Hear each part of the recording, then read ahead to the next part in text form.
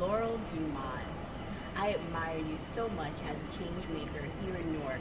Are there a few words of advice or some insight that you can share with social entrepreneurs like myself to help us get on track?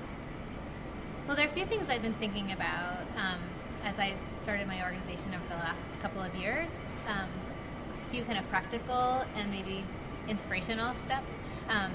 One thing that I think is critically important to do is to do your homework, to do the preparation work before you dive in, but then also to have a moment where you really do just dive in. And then the third thing is to also be flexible in your method and your model.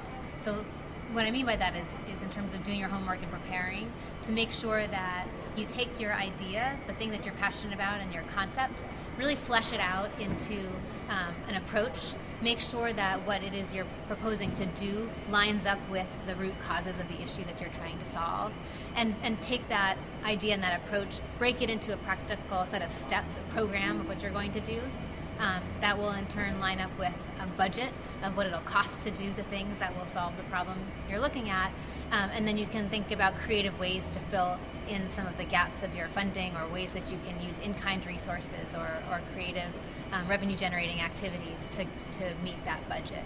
So that's the kind of planning and the pre-planning and thinking process. But then there's really a moment where you have to just dive in and realize that you're not going to have all the pieces worked out, and you're not going to have all the answers, but trust the universe that as you go forward with your idea, the things you have to do will start to reveal themselves, and the people who can help you with them will start to step up to help.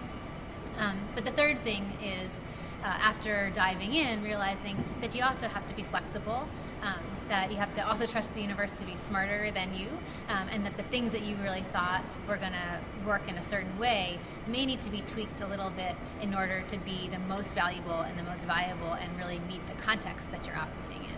So it's, I think, in terms of being flexible and allowing your model to move a little bit, thinking about how this perfect idea you have on paper, really, in order to have an impact in the world, has to be able to fit into the local context, to be able to connect and integrate with other efforts in order to have that impact that you want. So recognizing that the thing you dove in with may look a little different down the road once it has gotten off the ground, but that as long as you're really remaining true to your core mission and the approach, the basic elements of the approach that you set out with, then you can continue to move forward and gain strength that way. I think those are some extremely valuable words.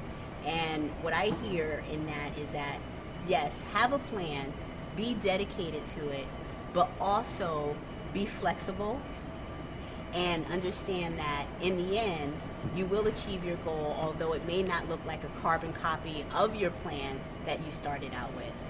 Thank you so much for those words, Laurel. Thanks, Kim.